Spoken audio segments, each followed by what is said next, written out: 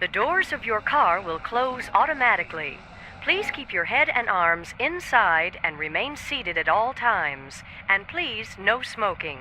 Thank you.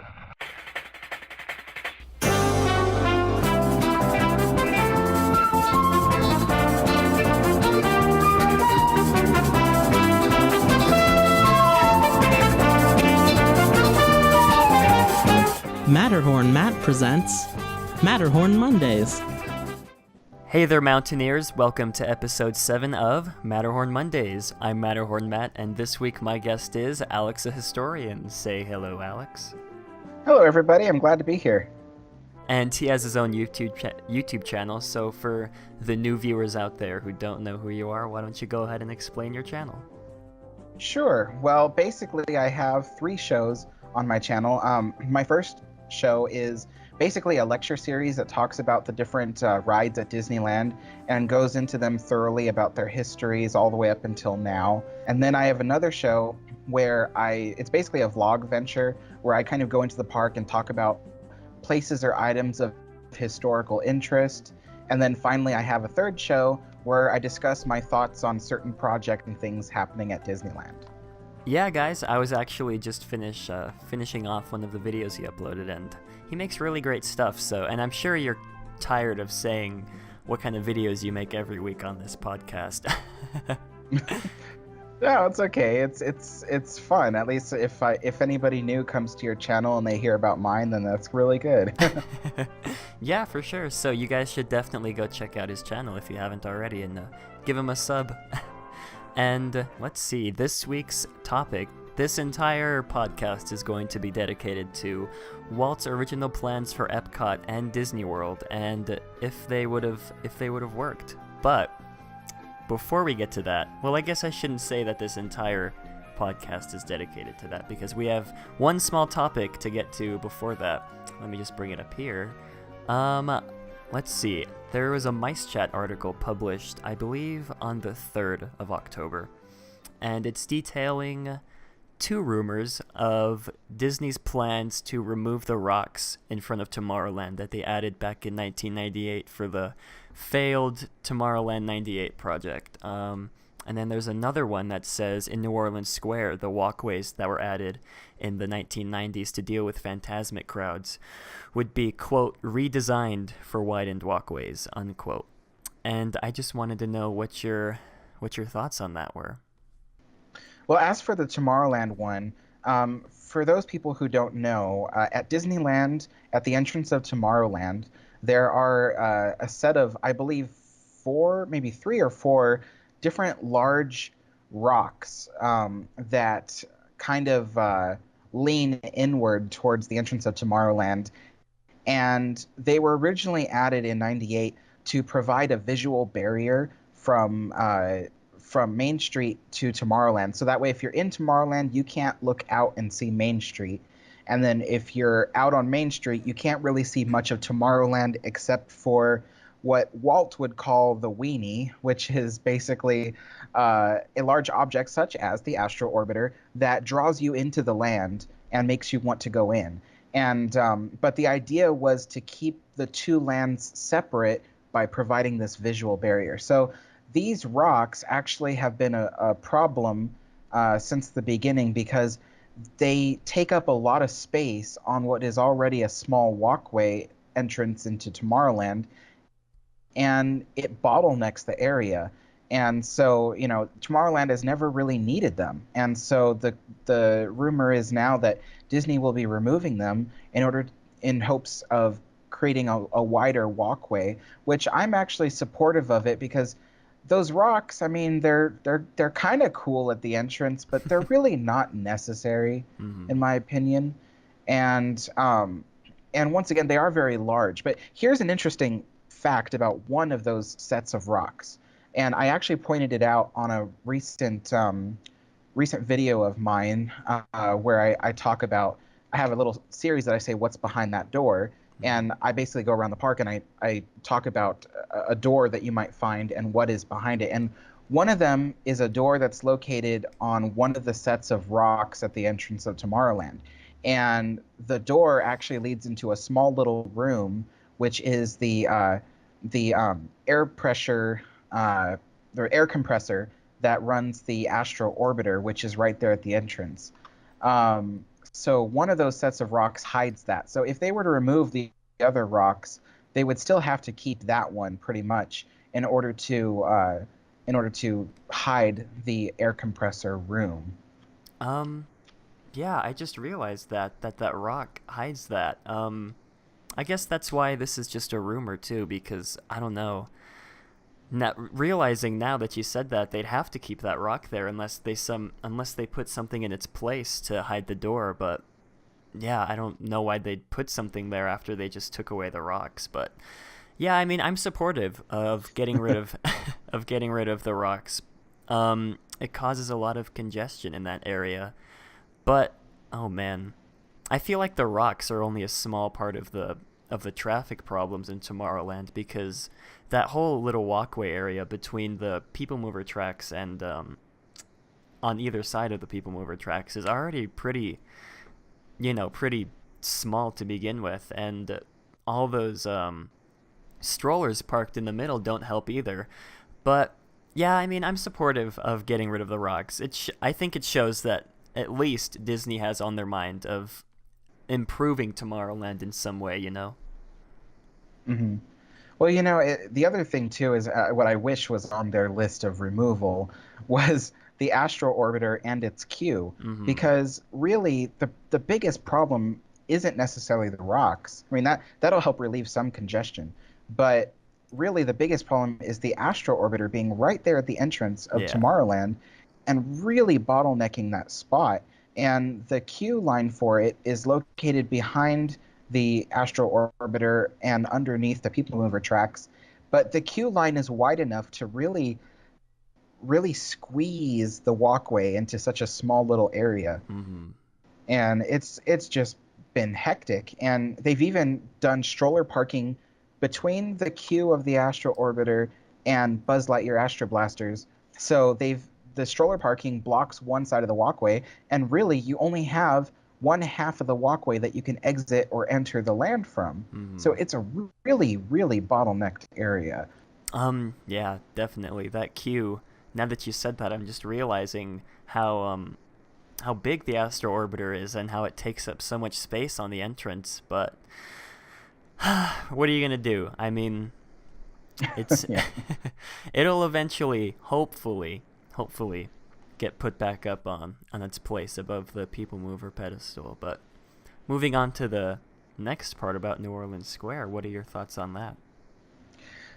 Okay, so there are these slightly elevated walkways in New Orleans Square, and it starts over by the patio of Cafe Orleans and ends over by the patio of French Market. And it's basically a large elevated walkway that was designed there to kind of give height to the viewing area for Phantasmic. So that way, the whole area is terraced, and you can look over other people's heads and see the show. Mhm. Well, they don't even use those walkways for that anymore, because they're really boxed in, and there's only a few stairways that lead up to them, and it's just hectic to try to get people to stand in there or sit in there, and and when the show is over and people need to leave, it's a problem. And Mhm. so basically, Disney wants to remove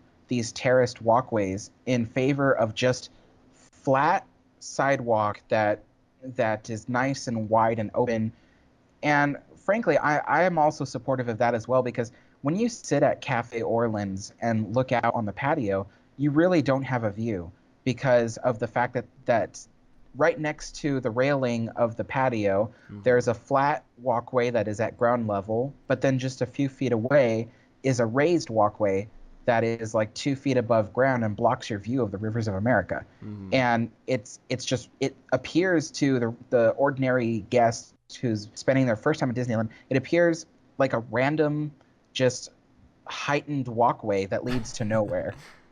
And it's really kind of an eyesore. And I'm totally in favor of them removing those elevated walkways in favor of just nice flat, walkways that will provide broad uh, walking space for guests. Because I mean, anyone who's been in New Orleans Square during summertime knows that New Orleans Square gets jam packed, like Mm-hmm. up to the gills in people. And lately, the biggest problem has been that when it gets so packed like that, people are literally packed in there from shoulder to shoulder like sardines, and there's nowhere to go. And some people panic Mm-hmm. because they have to use the bathroom or something, and they're like half an hour from getting out of there. Yeah. And so the opening up those walkways and getting rid of those terraced walkways that lead to nowhere will, I think, allow for uh, better crowd control, I think.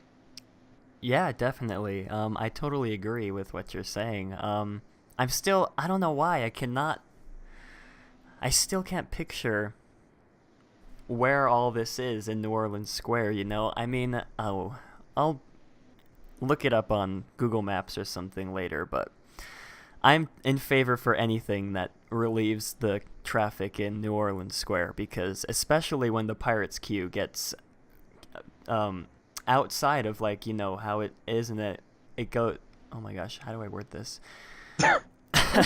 I'm fumbling over my words, but yeah, the when the Pirates queue gets like really long, that adds to the congestion a lot too. Hmm. Yeah.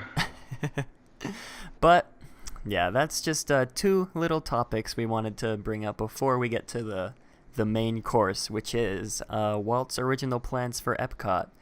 And for those of you that don't know, Walt's original plans for the whole Disney World area was to have a theme park, and I believe it was 3 or 5 hotels, and let's see, an airport, a quote, airport of the future, an industrial park, a welcome center for the guests, and the crown jewel, which was the experimental prototype community of tomorrow. And oh boy, I don't even know where to begin with this. Alex, what are your thoughts on how Epcot, if it was built, how it would have functioned in today's society? Who, me? Yeah. I'm just kidding. All right. Well, this is one of the exciting topics I just can't wait to talk about. Um, so basically, Epcot was going to be kind of, to best describe it, kind of like a utopian city. Hmm. I mean, granted, nothing's perfect, but it would have been as close to perfect as you could plan for a community. And there would have been all kinds of amenities available to the citizens, such as reliable transportation that never stops running, great places to shop, dine, and spend your time, and then places to work, and always employment for everyone there. Hmm. And the the greatest thing about Epcot was that it would have been a great way to show the rest of America how to properly plan a society so that all their citizens are living a productive life. Hmm. And quite frankly, I mean, granted, it would have been a Disney city, so there would have been some restrictions on things, but I think that it would have been a great starting point for other communities in the United States. Hmm. So, for instance, here in Southern California, where I live, there is a city called Irvine, and Irvine is a master planned city. It's owned by a company, just the same way that Walt Disney Oh, okay. would have owned Epcot. And so anyway, Irvine is owned by the Irvine Corporation, and they basically took their ideas of careful planning from Walt Disney and were kind of using it to create a city that was free of slums, free of all the major problems that cities have, dead Hmm. areas, things like that, and really creating a city that was really about suburbs. Granted, you go to Irvine and there's really nothing to see except the large shopping mall, outdoor shopping mall called Irvine Spectrum, but it was taken from the idea of Epcot. And so that's exactly what Epcot was going to be. It was going to be this example to set for other communities in America. And frankly, uh, Epcot was this great idea. So it was a round city, and the transportation would be basically two different things: a monorail and a people mover. Now, the monorails would take you from the resort district to the working district to Epcot and back again. And then you could step off the monorail stations and get on a people mover that would take you to areas that were shorter distances, such as the suburbs or the shopping center or the main hotel area. Mm-hmm. And Epcot would have been shaped like a flower. So the main center of the city is literally in the center, and the petals would be these suburb communities where people would live around large man-made parks and things like that. So there's always beautiful views no matter where you lived. And really, Epcot was about making mankind happy, which is what Walt Disney was all about. Mm-hmm. Yeah, definitely. Boy, I don't know what to add to that. Let's see. Epcot. I would have loved to, see how Walt would have progressed through all of the planning for this and everything, and if it would have gotten built, I would have loved to visit it, because I just love Disney and all that. But oh boy, I'm gonna read a comment that one of my viewers left. Let's see, from user 2coaster2. Let's see, let me find it. Ooh.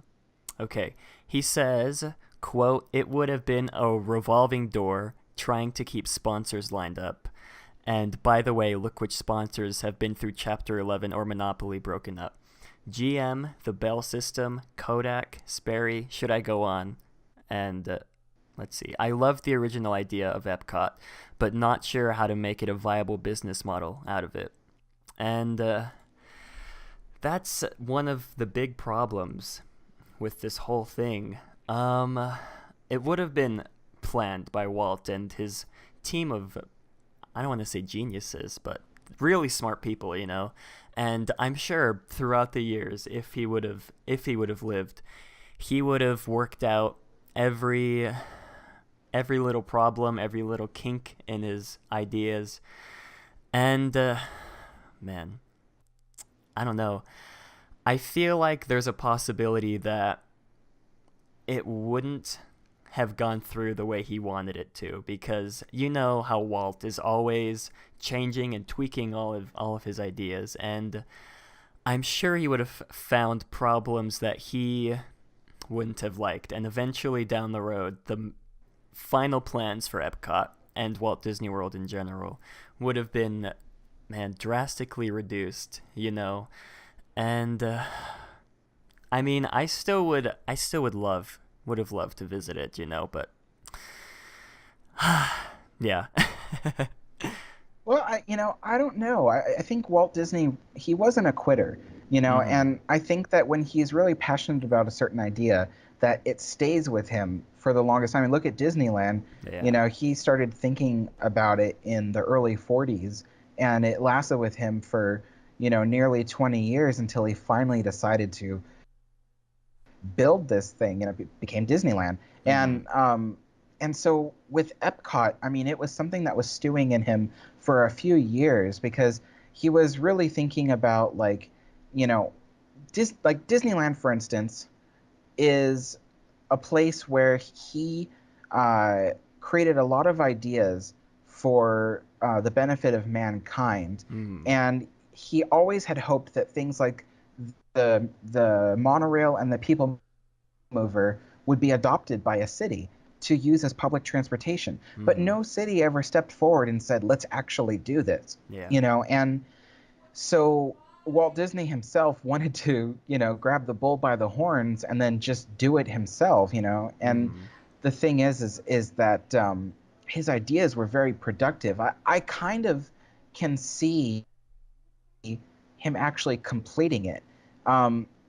And for people who don't know the kind of struggles that it took to get the Florida project, as Walt Disney called it, off the ground, Walt Disney had to purchase tons of land in Central Florida in order for this to happen. He spent millions of dollars and hiding his company from the landowners. So basically, they created different corporate names, such as the Florida Land Company and the Native Land Company and things like that. And they started buying up all this property right near Orlando and near I think it's the Highway 4. And I think it's the Highway 4. Anyway, doesn't matter. And, basically what they ended up with was, I believe it's 47,000 acres. And to put that into perspective, Disney World's land that was originally purchased was twice the size of the island of Manhattan. And so it's really a large property. And in order to hide this purchase from people, he had to keep the secret for such a long time. And of course, it's kind of weird because all this property was purchased out in the middle of nowhere by all these companies, so people knew something was up. But Walt Disney said, well, I have to finally tell people, what is going on here. And so he created plans for one of his wonderful World of Color shows to really talk about EPCOT. And what he put together was a large map of the property, which would show the different districts in Walt Disney World. And one of the things was, as you mentioned in the beginning of this episode, an airport of the future. And basically the idea for the airport was to make what was once inefficient more efficient. So finding ways of getting people from the entrance of the airport to their departure gate much faster and much quicker. And so there were master planned ideas for building this airport and creating all these gates and things like that, and a way for the airport to expand in the future. So that way it doesn't sprawl if you've ever been to Atlanta International Airport, it's massive. And it's grown over the years, but the problem is that the way that it's grown is everything is much farther away from each other. So you have to get on these I think they're what do you call them? Kind of like a monorail, and it takes you from one end of the airport to the other. Well, this airport of the future was designed so that way, if it grows and gets bigger, things don't get farther away, and it doesn't take longer to get to your airplane. And then, of course, the way the airplanes land and take off. And then, of course, all of the property would have had its own power plant. So it would have been the Disney Corporation that would have owned the power plant that provided all the electricity for the resort district, for EPCOT, for the airport, everything. So this is really one giant master planned community. And after Walt Disney passed away, the company just said, well, we're not in the business, of operating a city, and they didn't really know what to do, because a lot of the ideas for EPCOT and for all of Walt Disney World were still in Walt Disney's head when he passed away. So it was very hard for them to figure out where they should go next. Yeah, that's the sad part. If he wouldn't have passed, I really think all of this would have gone through, And oh man, I was reading an article earlier today, I think, and the person that was writing the article was talking about how when Walt Disney World was still in early development after Walt passed, they still had plans, for the whole EPCOT city. At least that's what the person in the article is saying. And I'll probably link it down below for you guys to read, because it's kind of an interesting read. But, oh man, Yeah, I talked about this in the video I put out on Friday about how Disney just didn't want to be in the business of running a city. And, I really don't blame them. Without Walt's vision and his creativity and all of the ideas he had, I would just be, I don't want to say discouraged, but I'd just be put off, because I'd have no idea on how to run an entire city and build and maintain, Mm-hmm. And, Walt had everything. Pretty much everything planned down to the smallest detail. All of the people movers, the transportation, the underground streets for the cars and for the trucks and all that. It's just, man, it's just a shame, And let's see, I have a couple questions here.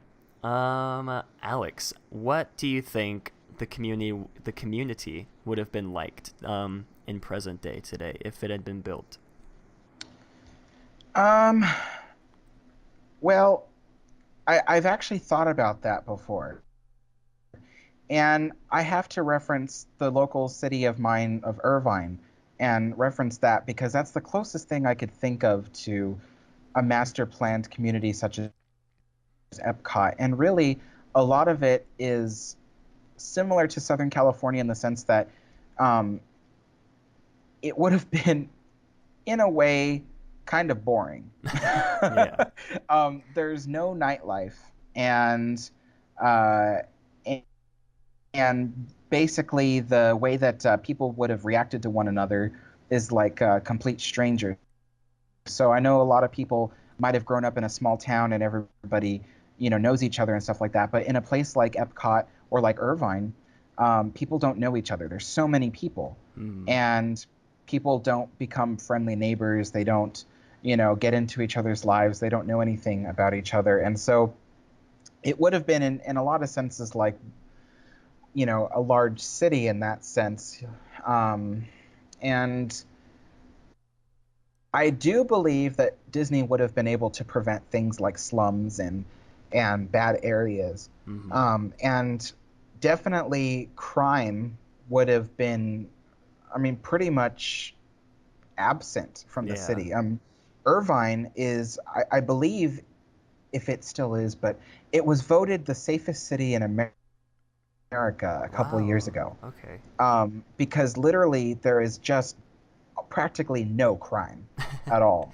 Because the police department is funded by the corporation that owns the city, Okay. and they have such a large funding that there's tons of police out there constantly patrolling and watching everything, watching the communities and watching the town centers and stuff like that. So really, there's no crime, and I think that would have been one of the characteristics you would see at Epcot, was that there'd be no crime. There'd be a lot of commercially available spaces for businesses to open up.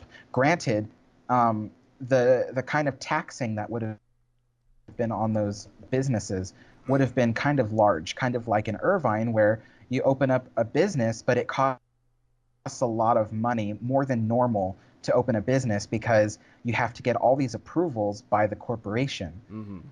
So there's interesting stuff like that, like the way that the politics works, and the fact that unlike a normal city, it's a company that makes the decisions for the city. So Epcot would have been a lot like that. And so in some senses, the city would have been Epcot would have been a major revenue for the Walt Disney Company. Yeah. And so when you have something like that, the Walt Disney Company thoroughly protects the city. And so it would have been a safe place to live. Just like Irvine, if anything bad happens to that city, the corporation gets affected. So it is carefully monitored. Whereas you have like a city like Anaheim, who is, owned by the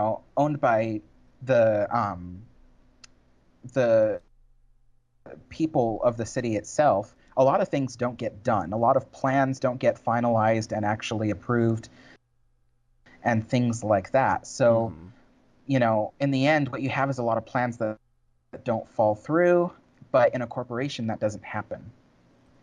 Yeah, that's true. Let's see. Yeah, I totally agree with pretty much everything you said. If there's a whole company backing an entire city, of course, things are going to get done. But when it comes down to a whole bunch of people in the boardroom, like how you said in Anaheim, there's obviously going to be, some disagreements. But if Walt was there, to lead everybody, I'm sure they would have just done amazing things in that city and in the whole area. And, oh my gosh.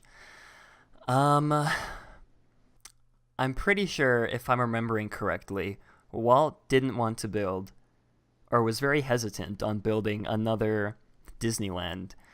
And he built, I thinking he wanted to build a second version of Disneyland in Florida to draw all of the people there to see and to help fund all of his plans for EPCOT and all of that other stuff. And thinking about how that would be today with however many 3 or 5 or 4 resort hotels that they would have had, man, I don't think it would have been the quote resort vacation king destination or whatever of the entire world, And oh man, Walt, if I'm quoting him correctly, Walt said in the preview video that he made for EPCOT, he said that there was enough land in Florida that they had bought to build as many things as they wanted to.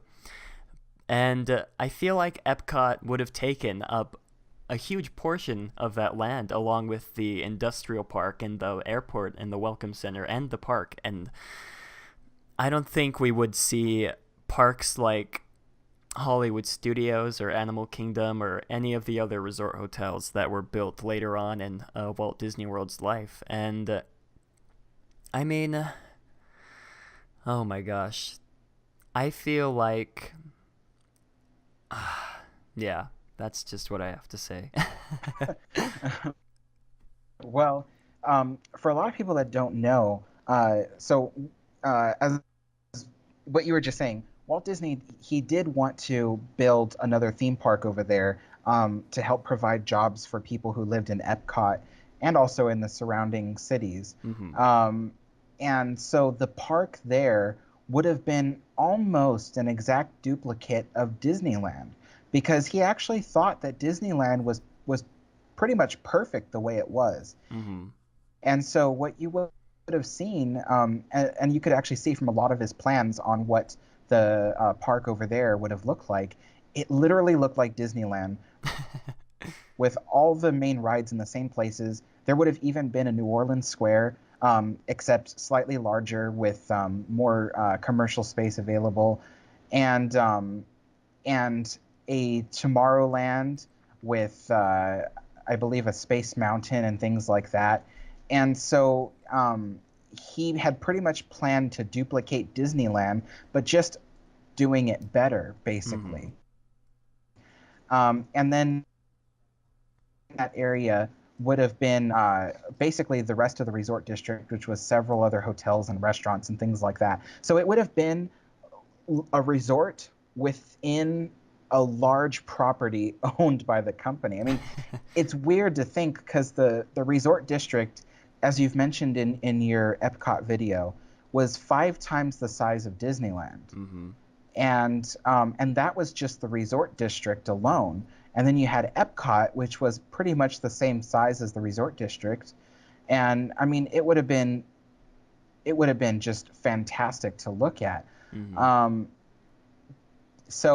And here's another interesting thought, which is that at the time, at least at the time, Walt Disney didn't plan on building other theme parks.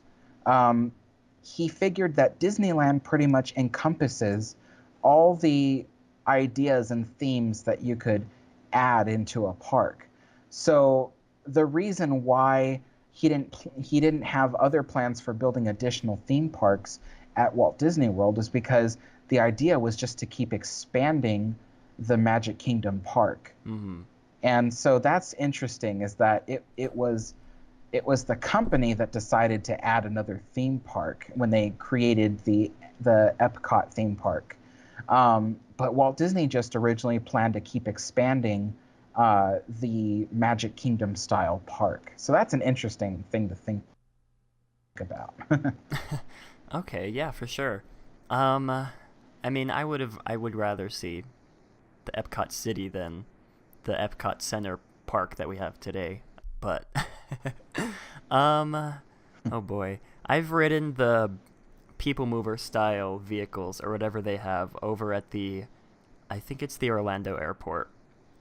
And in the same article that I was talking about earlier, the writer mentions that once you take the quote people mover out of the theme park, it gets kind of, I don't want to say boring, but I mean, I feel like if I were to visit Epcot, if it were here today, I feel like a lot of people would only visit it once, because once you ride through the city and all the suburban areas in the people mover and just walk around, I feel like, I don't know, it's not really, oh man, I don't want to say it's not interesting to like the outsiders, obviously. Well, I think what you mean is like basically once you've seen it all. Yes, that's what I'm getting.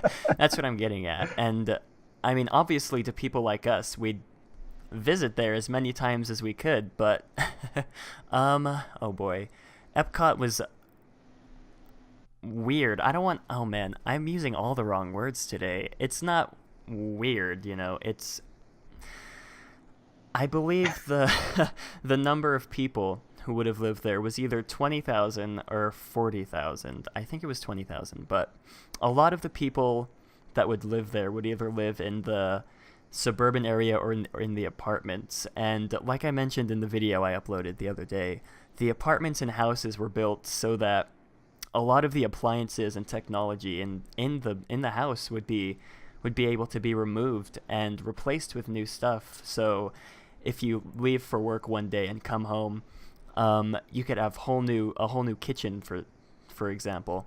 And I don't know how people would react to that kind of stuff, in this day and age with all the privacy things everybody's always talking about. And I believe people wouldn't be able to own land in the city. Or, oh man, I don't think they would be able to vote either. And No. Yeah, that's one of the things I'm sure that puts a whole bunch of people off about the whole idea of Epcot. And I don't know. I feel like once they would have lived there, they would have enjoyed it, It would have been an almost perfect city. And yeah, I'm getting off topic, but let's see. The next question. Oh, yeah. Oh, no, go ahead. What were you going to say? Oh, I was going to say that I kind of know what you were getting at. It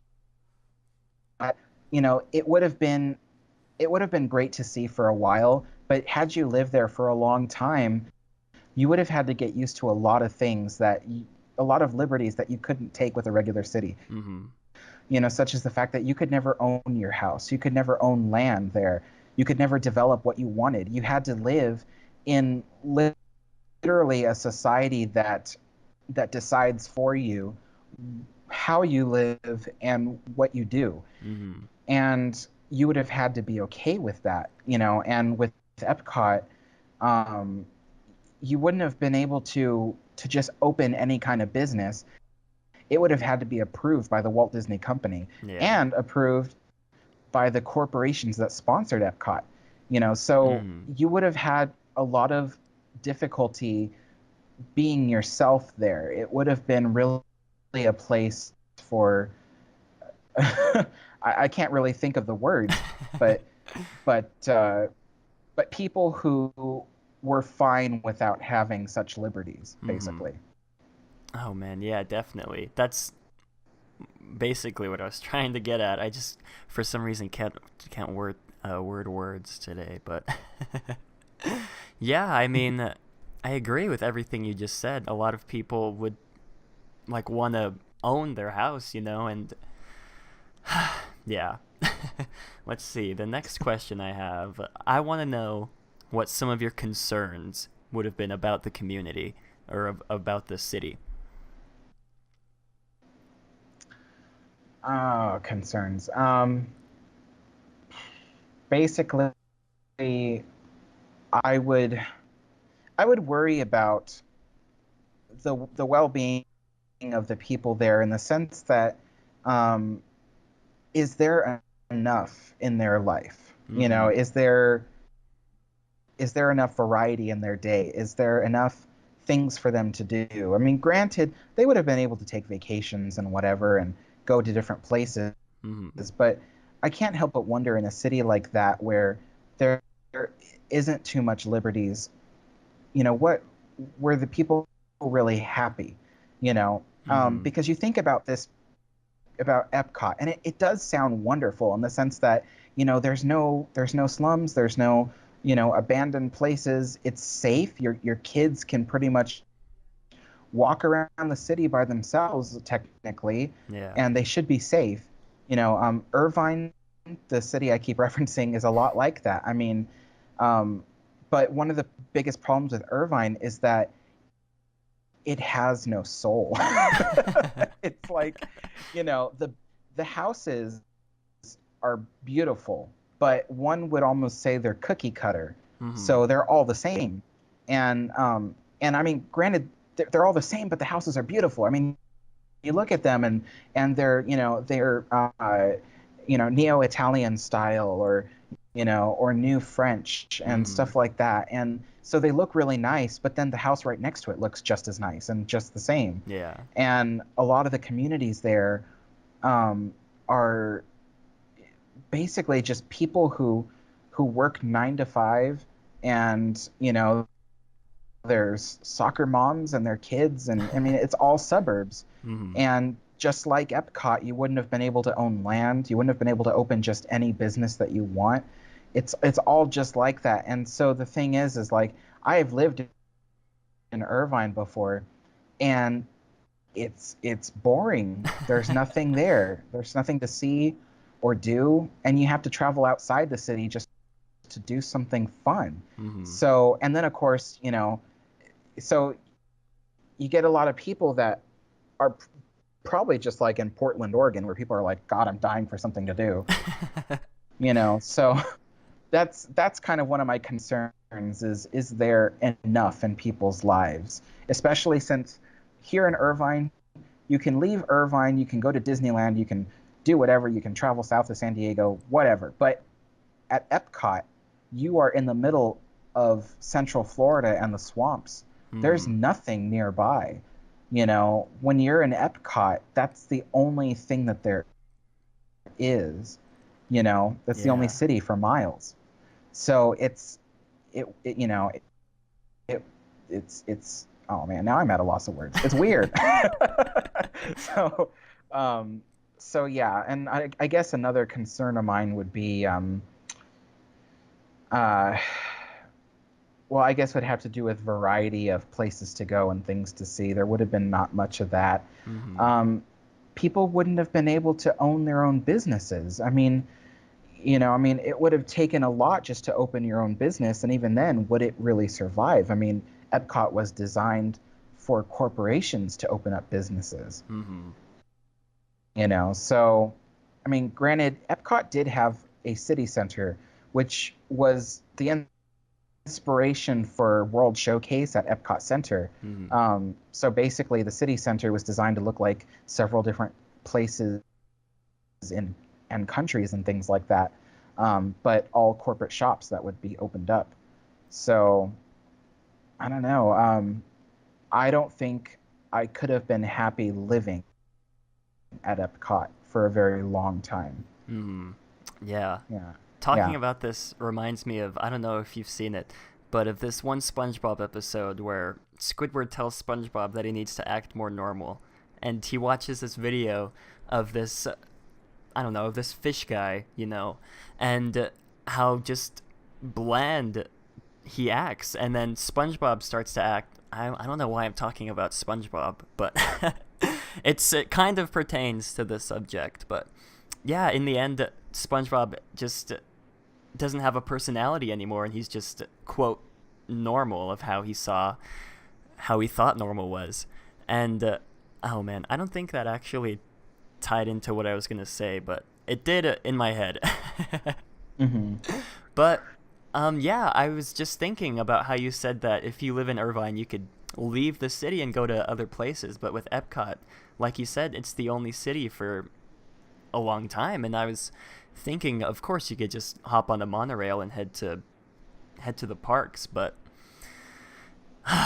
yeah, I mean, there wouldn't be much variety at all. And sure, I'm sure some people living there would be happy because what there would have been in Epcot would have been probably more than enough for a lot of people, you know. And oh man,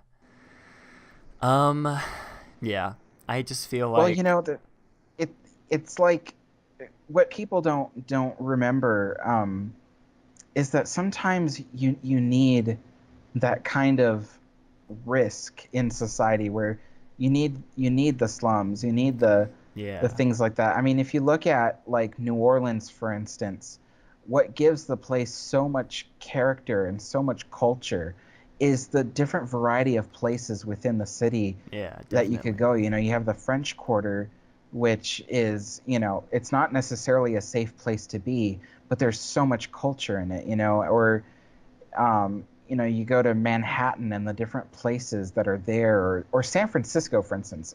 hmm, San Francisco is amazing. I mean, you could travel to different parts of the city and feel like you're in a completely different city each time you go to a new place. hmm, And there's so much to see and do, but if you don't have those differences, those things that society supposedly wants to leave out of a city, then you have a boring, bland city, hmm, you know.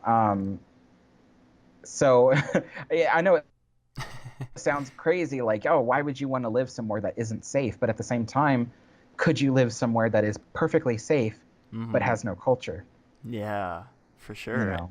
And I don't know how much you know about this little town that Disney developed, Celebration in Florida.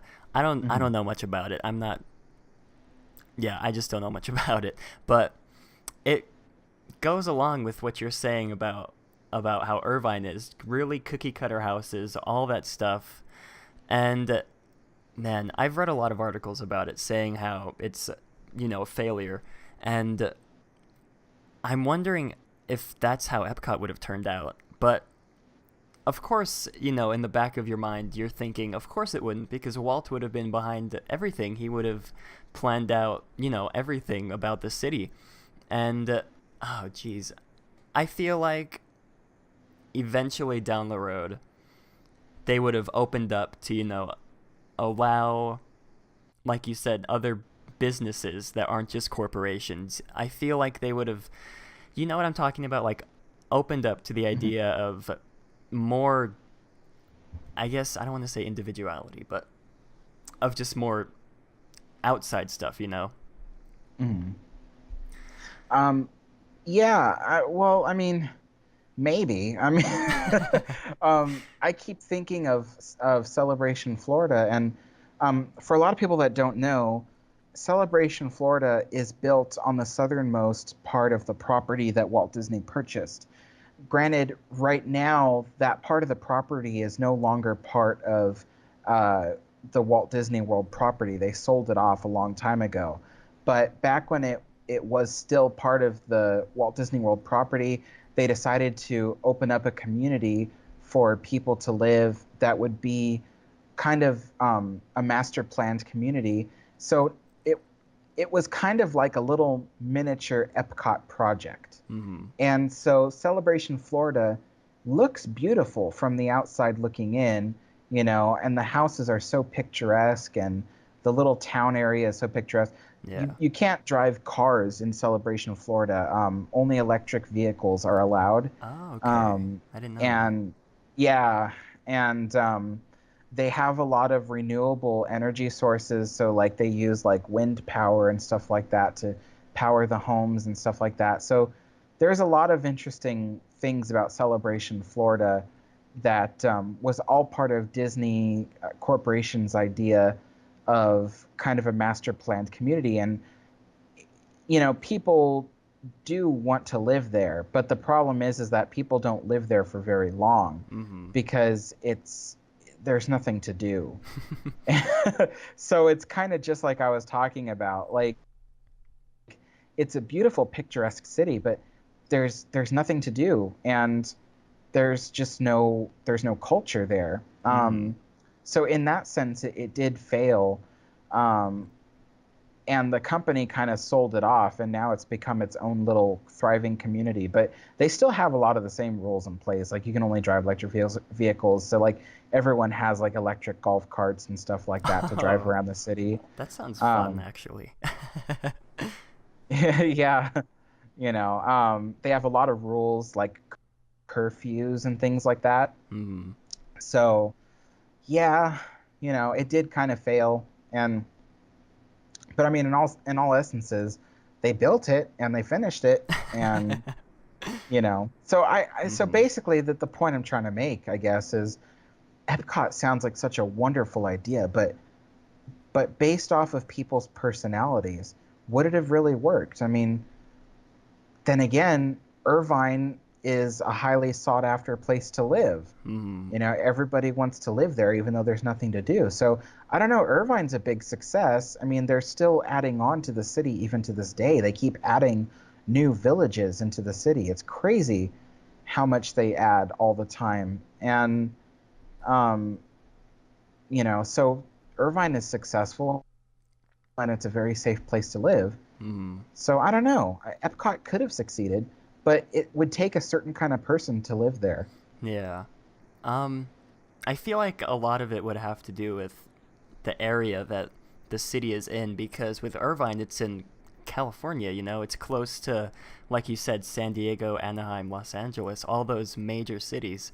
But with Epcot, it would have just been isolated, not a lot of stuff, I don't think, was built in Florida back in the 1970s. And yeah, it would have just been, I don't want to say cut off from the rest of the world, but it pretty much would have been to an extent. And like you said, electric cars in Celebration, that's kind of, I mean, I guess I can understand where they're coming from. They want to, I guess, reduce all the emissions that they're making, but yeah, in Epcot, oh man, I feel like a lot of people would, I don't even know what I'm trying to say.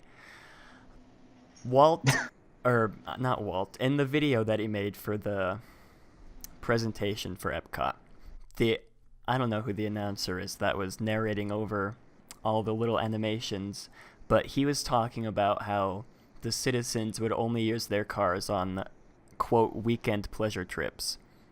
And I don't know, I feel like I'd want to drive around in my own car, rather than taking public transport with, like, people, how people are, or how people can be on public transport, loud. I don't want to get, like, too mean or anything, but yeah, how some people can be, right? And yes, I don't know, I just feel like that would have been one of the parts where I would have, I guess, questioned, not being able to drive your car around the city, around the little town, or like in the little shopping area or whatever. But a lot of, or I guess one thing that people misinterpret about Epcot is that it would have been, the whole thing would have been enclosed, and I just want to say that's not true. The whole city would not have been enclosed, I believe just the center shop parts, correct? Yeah, just the center of the city. And I was thinking earlier about how Walt planned on adding that, however, 30-story Cosmopolitan Hotel right in the center. And I would have wondered what it would have been like to stay in that hotel and not actually live in the city, I feel like, geez, I don't even know. I can't imagine, because yeah, Yeah, that's just all I have to say on that. Yeah, I know what you mean about taking public transportation, but then you have to think about what is the future of American transportation? I Mm-hmm. mean, all of our highway systems are being overloaded. They were never designed for this many commuters, to be there on Yeah. the freeways. And yet we just keep buying more and more cars, and everything is hard to get to. I mean, you look at places like Paris, or you look at London and all that, and those places were designed pretty much to work with public transportation because Mm-hmm. everything is within either walking distance or, at least a quick tram ride away or something like that. But America was designed with the very Western personality of you're on your own. And so it's like, Mm-hmm. you want to get somewhere, it's up to you to figure out how you're going to get somewhere. Mm-hmm. Whereas places like Paris, it's always thought about like how you can get around. So like a lot of the city of Paris, that is, you look at it and the streets look crooked, everything looks kind of mismatched, but the city was designed so that way you can get around by walking. And so that's the interesting part about it. Um, and because America isn't like that, you have to think about what is the future of our transportation going to be like. And I think the future of our transportation is public transportation. Okay. I mean, right now here in California, they're constructing America's first bullet train, Mm-hmm. basically, and that one will take people from Sacramento to San Diego, with other options of going to San Francisco to Anaheim. So the reason why they're building it is because you can't efficiently get from San Diego to Sacramento fast and efficiently. You have to Mm-hmm. take a car, and it takes hours and hours, and it overloads the freeway systems, stuff like that. So, and you look at Los Angeles, and Walt Disney, he brought the monorail to Disneyland to showcase what the monorail can do for cities, and Mm-hmm. no one ever took him up on the benefits of the monorail. And so, but I mean, Walt Disney originally planned to work with the city of LA to create a monorail system that people can use to get around safely and efficiently. Mm-hmm. So, I mean, and the other thing too is I've taken public transportation, the bus system in Irvine, and it's actually a lot nicer than taking it anywhere else because there's no homeless people in Irvine. Oh, okay. Um, and like literally they don't exist. So it's not there. They're not allowed to be anywhere in the city. Mm-hmm. So it's like taking the public transportation is actually kind of nice because it's just ordinary people riding the bus. And so it's like it's kind of nice. So I don't know. I kind of think that in certain ways, Epcot would have been nice. Taking the people mover, you would have had your own little people mover pod, and Mm-hmm. the monorail taking that from one side of the property to the other. I don't know. I think that part could have worked out, but once again, and my argument is the culture. What's the city really like, and is it fun? Mm-hmm. Yeah, definitely. Now that you're talking about it, a lot of people really don't bring up the fact that the people mover, oh man, they say that it doesn't really, break down, but I remember I sent you a video I think it was a couple weeks back of, I don't remember when the video was taken. I believe it was in one of the later years of the people mover in in Disneyland. And it's a video of the guests being evacuated off the people mover after it broke down. And Uh-huh. I'm sure they wouldn't have used the same system that they used in Anaheim for the people mover in Walt Disney World. I'm sure they would have used the system that they have in Disney World now.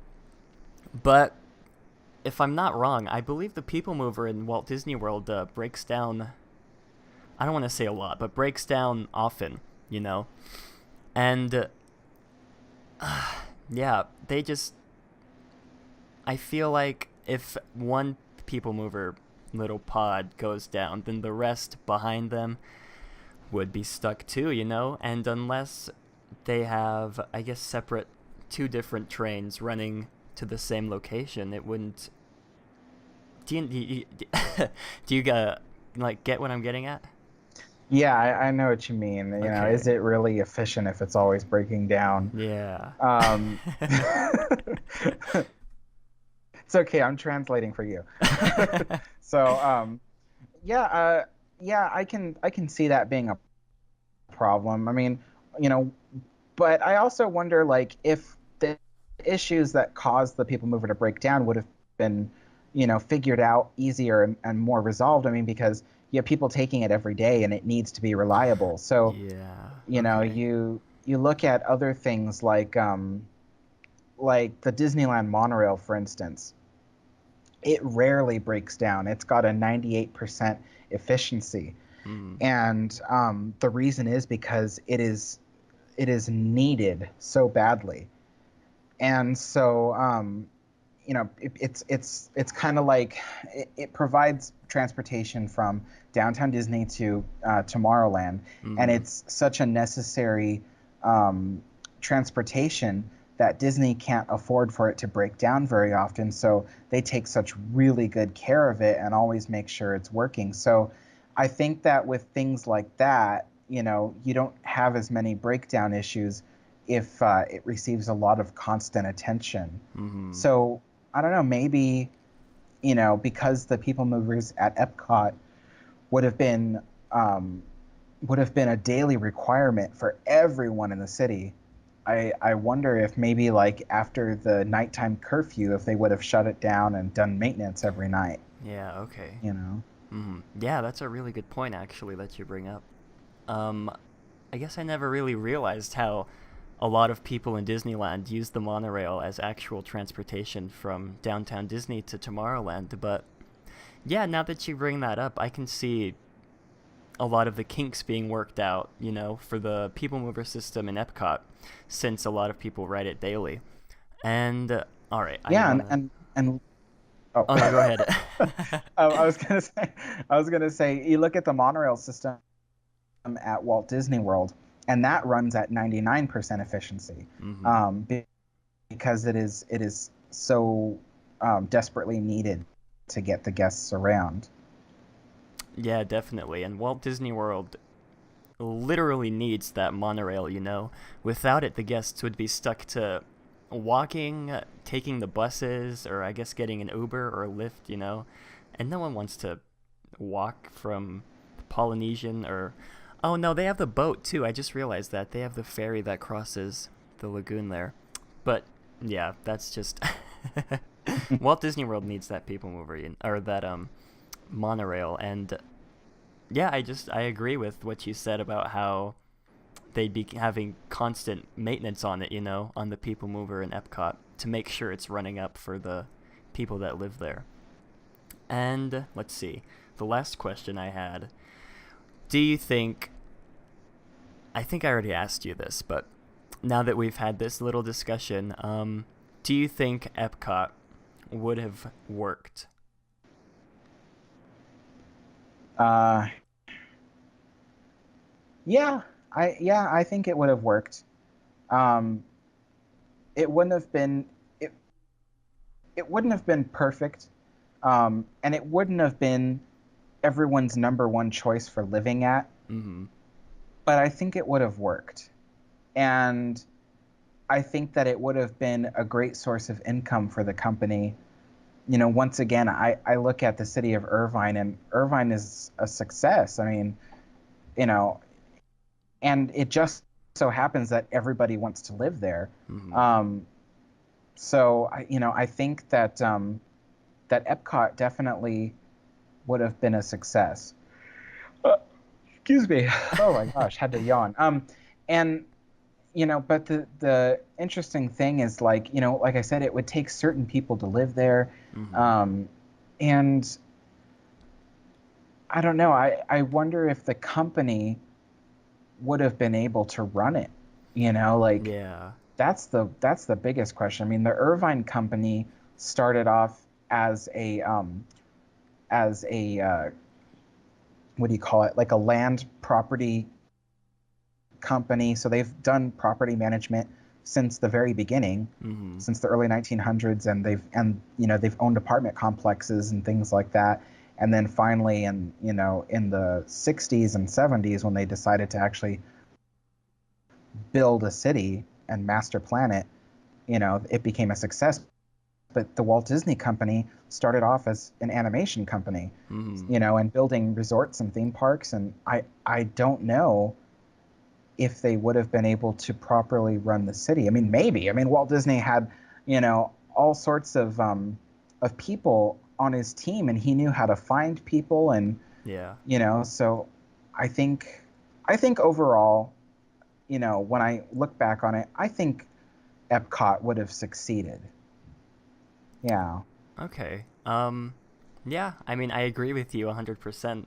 I'm sure a lot of people listening to this are going to think that I'm bashing Epcot, but I'm really not. I love the whole idea. Walt really put a lot of thought into this, and I totally agree with what you said, Alex. I think it would have worked. Walt would have found a way to make it work, like he found a way to make Disneyland work, how he found a way to make his animation company work.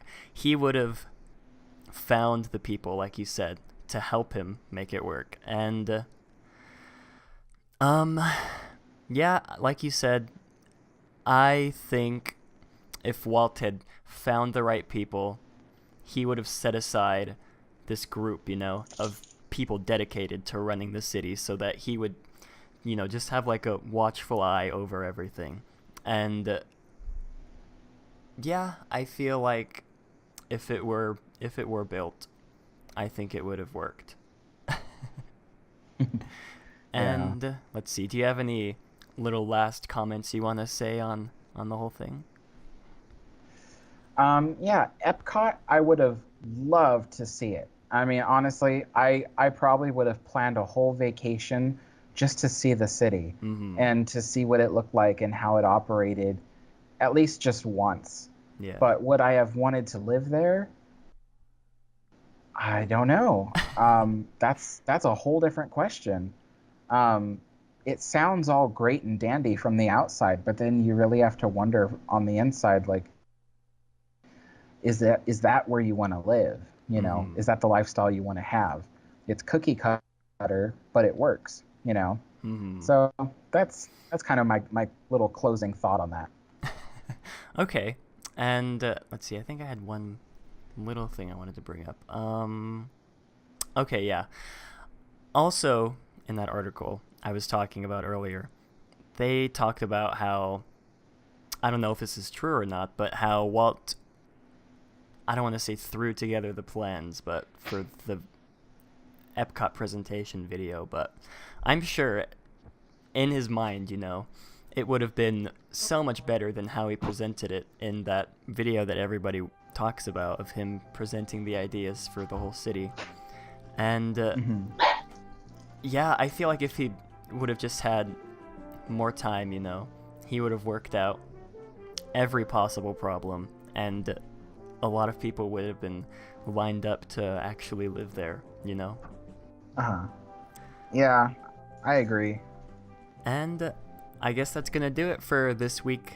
I hope you all enjoyed, and we want to hear your thoughts on I always mess up on this.